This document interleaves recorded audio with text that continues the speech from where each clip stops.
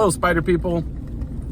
It's been a while since I made a video about any kind of spider, but it's been a very challenging year for me personally. But it's actually been a pretty decent year as far as spiders go, and I did see some new spiders.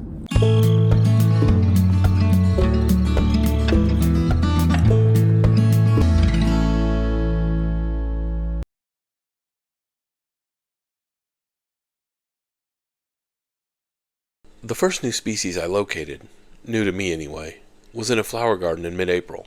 It was a small orb weaver with a stunning appearance.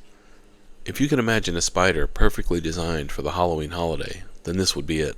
It was a Rubens Orbweaver, and there isn't a whole lot of information out there about this species, in fact, not much at all, except that it inhabits the eastern half of the United States and that it is an orb weaver. Like I mentioned previously, the Rubens Orbweaver that I saw was very small, and I intended to study it further, but it disappeared after a few days. I'm not sure if it moved or if it was a victim of predation or what. Still, it was such a spectacular looking creature, I hope to see one again someday. Here is a map of sightings reported to iNaturalist.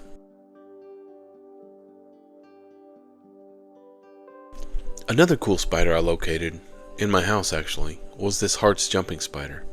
This was my first time ever to see this species, which, oddly enough, is related to one of my favorite jumpers, the thin-spine jumping spider. If you've seen some of my previous spider videos, then you know what a fan I am of the thin-spine jumper, the spider that looks like it's been dipped in solid gold. Its cousin here, the Hart's jumping spider, is more subdued in color, black like a bold jumper, but its hairs are tipped in gold over much of the body. The Hart's is fairly small for a jumper, similar in size to the thin-spined. And also similar to its cousin, there isn't a whole lot of information out there about this species. I did note, however, that its behavior is about what you'd expect from other jumping spiders, with one notable difference. When this spider was surprised or startled, it bounced around in a spastic manner. And this one here is a male, which, as I said before, was in my house. Oddly enough, just a few days later, I found this female outside. Notice the difference between the two. Hopefully, I will encounter the species again in the future and study it even further. And here is a map of sightings reported to iNaturalist.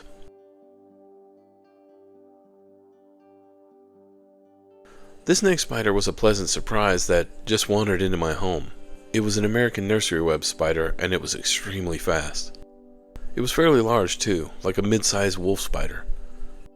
The American nursery web spider is a sit-and-wait ambush predator that waits for prey to come within reach and snatches it up using its chelicerae. It is distinguished from other species similar in general morphology with its unique straight anterior row of eyes, as seen here. Although its venom is enough to kill its prey, which are usually small insects, it is insufficient for any lethal damage to larger animals or humans, so a bite is not medically significant. Here is a map of sightings of this species reported to iNaturalist.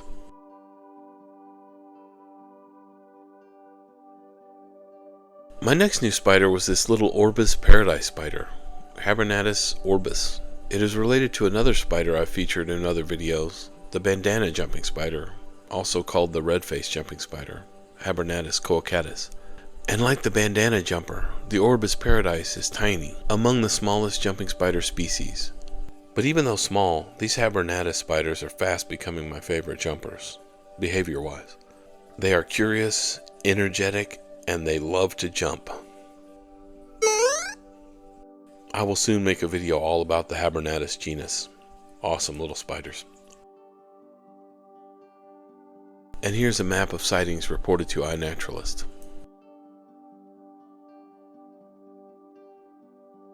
The next new species was a complete surprise for sure. It was quite small, and I had felt certain that it was an immature of a larger species, but it turned out to be a four-lined, slender jumping spider. Never heard of it? Neither had I. Once I got the macro lens on it, it was evident what an impressive specimen this was. It was fairly docile and wasn't interested in the prey I offered, so I only kept it for a few hours before setting it free. This species is found in the eastern half of the United States. Here's a map of sightings that have been reported to iNaturalist. I'm sure they can probably be found a little ways out of this area, however. And my next guess was another new spider I found in my home, this time in the globe of a kitchen light fixture, and once again, there isn't a whole lot of information out there about this species. The ribbon jumping spider is found from coast to coast in the United States and all of Mexico as well. I don't have a definitive map, but here's a map of sightings reported to iNaturalist. Males grow to about 6 millimeters, while females are a little larger and grow to 7 millimeters.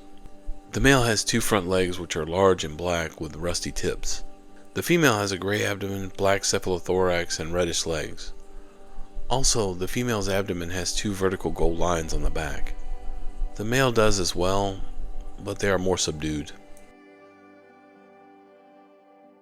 I've featured the tan jumping spider quite a bit in the past, but something interesting occurred with one that I thought would be good to share.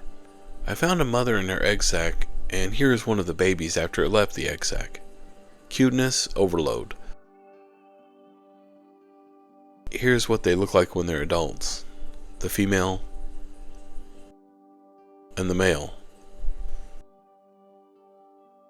But again, here is the baby. Awesome. It was so tiny, it was hard to distinguish that it was even a spider. Just a speck, really. Here, I gave it a tiny drop of water, which it gladly drank from. Aww.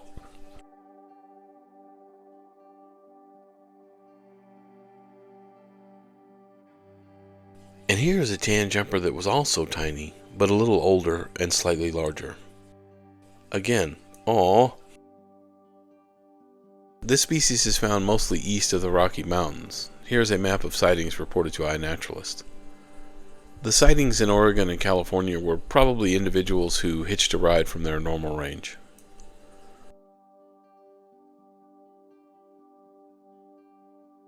Another jumper that I featured in the past is the flea jumping spider. I hadn't seen one for a couple of years when I located 2 young ones this spring. They were rather rotund, as you can see here, and it was quite interesting to observe their behavior. Here, one of them defecated and seemed surprised when it turned around and encountered what had happened. The flea jumping spider can be found in tall grass prairies and wooded areas, but they can also be found along houses and under the awnings of many structures. And again, here's a map of sightings reported to iNaturalist. I was walking one day with a special little person when she saw a butterfly and asked me what was wrong with it. It was a pearl crescent butterfly, and I could tell by its posture that a spider had captured it, and that it was probably a crab spider. And here was the predator, which might be an American green crab spider. Despite the name, colors, or lack thereof, on this species vary widely. These spiders often hang out on flowers and capture any insect that they can grasp. Crab spiders can be found nearly all over the world. Well, those were the new spiders from this year, with a couple of not-so-new species.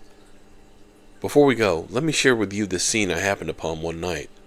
It is a species of spitting spider, Scytodes Atlacoya, that captured another spitting spider, also Scytodes Atlacoya. From what I've witnessed, I would say that most, if not all, spiders are cannibalistic. This was the first time I'd seen a spitting spider eating one of its own, however.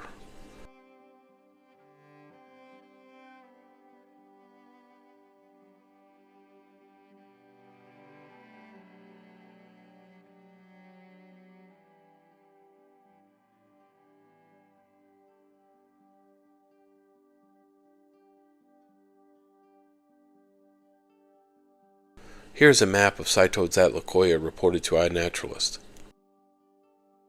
However, the Scytodes genus can be found over most of the world. So thank you for watching. I hope you enjoyed the video. Please like and subscribe if you haven't already. And hopefully I'll have another spider video coming out fairly soon. I hope. Fingers crossed.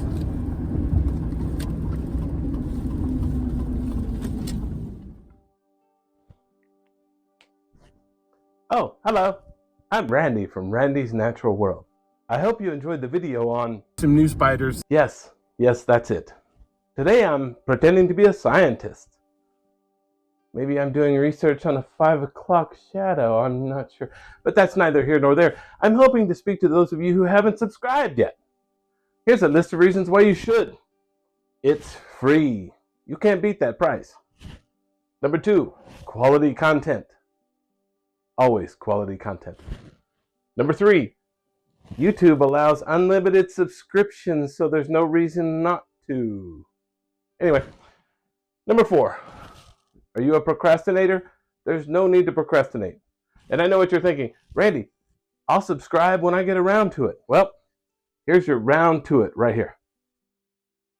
Round to it. So go ahead and subscribe.